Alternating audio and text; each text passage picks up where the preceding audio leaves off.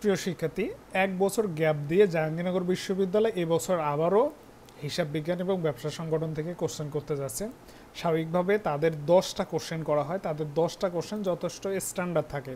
তো মূলত এই 10টা কোশ্চেন তারা কোন টপিকস থেকে করতে যাচ্ছে সেগুলো আমি বলে দিতেছি। ঠিক এই জায়গাগুলো থেকেই মূলত কোশ্চেন তারা করে। এবং আর একটা মজার ইম্পর্টেন্ট বিষয় আছে, জাহাঙ্গীরনগর বিশ্ববিদ্যালয় নিয়ে একটা সিক্রেট বিষয় আছে অ্যাকাউন্টিং সাবজেক্টে, যেটা কিনা তোমরা হয়তো বা এখনও জানোনি অথবা দেখোনি। সেটা হলো এখানে চার্ট অ্যানালাইসিসটা আছে, সেটা তো আমি দেখাবো। মোস্ট ইম্পর্টেন্ট একটা জায়গা, জাহাঙ্গীরনগর বিশ্ববিদ্যালয় এমনিতেই জেনারেল ম্যাথ করে, তার মধ্যে আবার অ্যাকাউন্টিং সাবজেক্টে একটা ঝামেলা করে রাখে। তারা অ্যাকাউন্টিংয়ে 10টা কোশ্চেন করে এবং এই 10টা কোশ্চেনে 40-50 রেশিওতে ম্যাথ কোশ্চেন করে। মানে হচ্ছে তারা যখন 2টা গ্রুপে পরীক্ষা নেয় আর 3টে গ্রুপে পরীক্ষা নেয়, তারা সিস্টেম করে এমন কোনো এক গ্রুপে যদি 50% মানে কি 50% মানে হলো তারা যদি 5টা ম্যাথ দেয়, 5টা থিওরি দিবে, অথবা 4টা ম্যাথ দিবে, এইদিকে হলো 6টা থিওরি দিবে। এভাবে তারা মূলত অ্যাকাউন্টিং কোশ্চেনটা সাজায়। তো মূলত তোমরা এই জাহাঙ্গীরনগর বিশ্ববিদ্যালয়ে এবছরের হিসাব বিজ্ঞানের কোশ্চেনের কোন টপিকসগুলো দেখবা, মূলত সেই জায়গাগুলো আজকের এই ভিডিওতে আমি আলোচনা করার চেষ্টা করব। তো স্বাভাবিকভাবে আমি এখানে অলমোস্ট কোশ্চেনে বলে দিয়েছি তারা মূলত কোন কোন জায়গাগুলো থেকে তারা এবছর কোশ্চেন করতে যাচ্ছে এবং কেন এই জায়গাগুলো থেকে কোশ্চেন করতে যাচ্ছে সেটা আমি ব্যাখ্যা দিতেছি। হিসাব বিজ্ঞান পরিচিতি, এই অধ্যায়টা তোমরা জানো যে এই অধ্যায় থেকে সর্বোচ্চ সংখ্যক কোশ্চেন আসে এবং কোশ্চেন করার জায়গা মূলত কোথায় জানো? তোমরা কিন্তু জানো, লেনদেন বিশ্লেষণ, লেনদেনের প্রকারভেদ, হিসাব এবং হিসাবের প্রকারভেদ, শেষ এবং ওই সঙ্গে হিসাব সমীকরণ, এই 4টা টপিকস।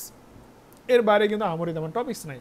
তো স্বাভাবিকভাবে এবছর প্রায় 100% শিওর থাকো জাহাঙ্গীরনগর বিশ্ববিদ্যালয় হিসাব বিজ্ঞানের পরিস্থিতি থেকে কোশ্চেন করতে যাচ্ছে। এর আগের বছর করেনি, মানে গত বছরে করেনি, স্বাভাবিকভাবে এবছর তারা কোশ্চেন করতে যাচ্ছে। এবং এখান থেকে তোমরা একাধিক কোশ্চেনও পেতে পারো। কোশ্চেন করার জায়গা বলেই দিলাম যে হয় হিসাব সমীকরণ, এবং মজার বিষয় এখান থেকে কিন্তু ম্যাথ কোশ্চেনটাও করতে পারে তারা। হিসাব সমীকরণ থেকে তারা মূলত একটা ম্যাথ কোশ্চেন করে, এবং ম্যাথ কোশ্চেন কোনটা করবে? লেভেল 3 থেকে করবে। কোনটা? লেভেল 3 অথবা লেভেল 2, লেভেল 1 এবং লেভেল 3 থেকে কোশ্চেন করবে। ঠিক আছে, এগুলো আমরা আমাদের পেইড ব্যাচে কিন্তু ডিটেলসলি ধরে বলে দেবো এই 2-3 দিনের মধ্যেই। তো স্বাভাবিকভাবে এইটা থেকে কোশ্চেন করতেছে, হিসাব বিজ্ঞানের নীতিমালা থেকে কোশ্চেন করবে, আর্থিক বিবরণী, বিষয় বিবরণী প্রস্তুত, এইটা থেকে প্রায় কোশ্চেন করে। এটা থেকেও তোমরা কোশ্চেন পেতে যাচ্ছ একটা অথবা একাধিক কোশ্চেন। যেহেতু গ্রুপ ভিত্তিক কোশ্চেন হবে, স্বাভাবিকভাবে প্রত্যেকটা গ্রুপে একটা একটা করে কোশ্চেন করতে পারে, এই রেশিওটাই আমি মূলত এখানে বলেছি। সমন্বয় দেখালে থেকে কোশ্চেন করতে যাচ্ছে, যেটা কিনা আসলে এর আগের বছরও এই যে কোশ্চেন করেছিল, স্বাভাবিকভাবে এবছরও কোশ্চেন করার চান্সটা বেশি আছে। এছাড়া র্যামিল থেকে গত বছর কোশ্চেন করেনি, এই বছর র্যামিল থেকে কোশ্চেন করার চান্স রয়েছে। ব্যাংক সমন্বয় বিবরণী থেকে কোশ্চেন করেনি, এই বছর করার চান্স রয়েছে। তো ঠিক একইভাবে এখানে তোমরা একটু লক্ষ্য করো যে আমি এখানে বলে দিয়েছি যে র্যামিল থেকে করবে, এবং র্যামিল থেকে থিওরি কোশ্চেন করার চান্সটাই বেশি আছে। এক গ্রুপে থিওরি, এক গ্রুপে ম্যাথ করার চান্স রয়েছে। আর্থিক বিবরণী বিশ্লেষণ, এইটা থেকে তোমাদের ম্যাথ কোশ্চেন করবে, এই হচ্ছে আর্থিক বিবরণী একটা কোশ্চেন অথবা 2টা কোশ্চেনও করতে পারে, তবে ম্যাথ কোশ্চেন করবে। এই যে এখানে যে লাল টপিকসগুলো আছে, অর্থাৎ লাল করে দিয়েছে যেগুলো, সেগুলো থেকে মূলত ম্যাথ কোশ্চেনগুলো করতে পারে তারা। দৃশ্যমান অদৃশ্যমান সম্পত্তি, এটা থেকে কোশ্চেন করতে পারে। এছাড়া বিকৃতিপূর্ণ ব্যয়, মুনাফার হার নির্ণয় করা, এখান থেকে তারা মূলত একটা কোশ্চেন করবে। তো এই যে এভাবেই মূলত এখানে তারা তাদের 10টা কোশ্চেন এভাবে সেট আপ করেছে অলরেডি। স্বাভাবিকভাবে শুধু কোশ্চেন প্রিন্ট করে তোমাদের এক্সাম দিতে হবে। তো ওই সেম কমন টপিকসগুলো থেকে কোশ্চেন করবে, কিন্তু কোশ্চেনগুলো যথেষ্ট স্ট্যান্ডার্ড হবে। এছাড়া ব্যাংক সমন্বয় বিবরণী থেকে তারা সম্ভবত একটা কোশ্চেন করেছে। যত মূলধনী থেকে ম্যাথ কোশ্চেন, এগুলো ম্যাথ কোশ্চেন, এই জায়গাগুলো থেকে তারা মূলত ম্যাথ কোশ্চেন করার চান্সটাই সবচেয়ে বেশি আছে। তাহলে স্বাভাবিকভাবে এই ছিল হচ্ছে জাহাঙ্গীরনগর বিশ্ববিদ্যালয় হিসাব বিজ্ঞান সাজেশন। তারা মূলত তাদের 10টা কোশ্চেন কোন কোন জায়গাগুলো থেকে করতে যাচ্ছে সেগুলো আমি বলে দিলাম। সাজেশন বহির্ভূত জায়গা থেকে কোশ্চেন হওয়ার চান্স এবছর খুবই কম। সংক্ষিপ্ত সিলেবাস বলতে প্রাপ্য হিসাব থেকে কোশ্চেন করলে একটা করতে পারে, এবং হিসাব বিজ্ঞানের নীতিমালা থেকে ওই সর্বোচ্চ 2টা কোশ্চেন করতে পারে, অর্থাৎ সর্বোচ্চ হাতে গোনা 2-3টা কোশ্চেন সংক্ষিপ্ত সিলেবাসের বাইরে হতে পারে। এই কারণে তোমাদের বিস্তারিত সিলেবাসের জায়গা থেকে পড়াশোনা করতে হবে, এই এতটুকু। আর তোমাদের এখানে চার্ট অ্যানালাইসিসটা একটু দেখালাম। এখানে তোমরা লক্ষ্য করো যে জাহাঙ্গীরনগর বিশ্ববিদ্যালয় কোন কোন জায়গাগুলো থেকে এবছর কোশ্চেন করতে যাচ্ছে। হিসাব বিজ্ঞান পরিচিতি, এখানে হলো র্যামিল, এছাড়া সঙ্গে ব্যাংক সমন্বয় বিবরণী কথা বলবো, হিসাব বিজ্ঞানের নীতিমালা, দৃশ্যমান অদৃশ্যমান সম্পত্তি, এই জায়গাগুলো থেকে কোশ্চেন করবে। অংশীদারি ব্যবসা প্রতিষ্ঠান, আর্থিক বিবরণী বিশ্লেষণ, উৎপাদন ব্যয় হিসাব বা বিক্রিত পণ্যের ব্যয়, জাস্ট এই কয়েকটা জায়গা।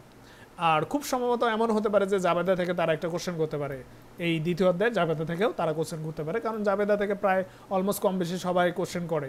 তো তো সেম অবস্থায় এবছর তারা জাবেদা থেকেও কোশ্চেন করতে পারে। আর জাবেদা থেকে যদি কোশ্চেন করে তাহলে সম্ভবত সম্পত্তি ক্রয় বিক্রয়, অলরেডি রাজশাহী বিশ্ববিদ্যালয় এমন টাইপের কোশ্চেন আছে না, তারাও মূলত ওই সম্পত্তি পূর্ণ বিক্রয়ের উদ্দেশ্যে ক্রয় করলে কি হয়, বা দেখা যাচ্ছে সম্পত্তি ক্রয় করলে হিসাব সমীকরণের কি হয়, বা নর্মালি জাবেদা কি হয়, এই জায়গাগুলো থেকে তারা মূলত কোশ্চেন করতে পারে।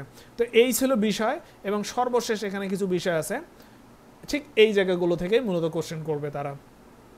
এই জায়গাটা একটু দেখে নাও, এই জায়গাটা একটু খেয়াল করো, তাহলেই বুঝতে পারবে। এবং কোশ্চেনগুলো যথেষ্ট স্ট্যান্ডার্ড হয় এবং আমাদের টিউটোরিয়াল সিরিজ থেকে কমন আসবে, অর্থাৎ আমাদের 100 পেজের যে টিউটোরিয়াল সিরিজ আছে সেগুলো থেকে কমন আসতে যাচ্ছে, এবং অন্যান্য বিশ্ববিদ্যালয়ে যে আমাদের টিউটোরিয়ালের 100 পেজ থেকে কোশ্চেন এসেছে সেগুলো প্রমাণ আমরা দ্রুত দেবো। তো এই ছিল বিষয় জাহাঙ্গীরনগরের হিসাব বিজ্ঞান বিষয় নিয়ে। তো তোমরা জাহাঙ্গীরনগর বিশ্ববিদ্যালয়ে ভর্তি পরীক্ষা দাও, এবং যারা কাঙ্ক্ষিত ফলাফল পাবে না, স্বাভাবিকভাবে তোমাদের দ্বিতীয়বার আবার সুযোগ থাকবে। তো সুতরাং ফার্স্ট টাইম শিক্ষার্থী পরবর্তী দ্বিতীয় টাইম দ্বারা দিবা, তোমাদের জন্য ব্যাচ আমরা শুরু করতে যাচ্ছি। আমরা 5 জুলাই থেকে আমরা ক্লাস শুরু করবো, স্বাভাবিকভাবে তোমরা এখানে ইনক্লুড হতে পারবা। তো সবাই এ পর্যন্তই, ভালো থাকবা, সুস্থ থাকবা, আল্লাহ হাফেজ।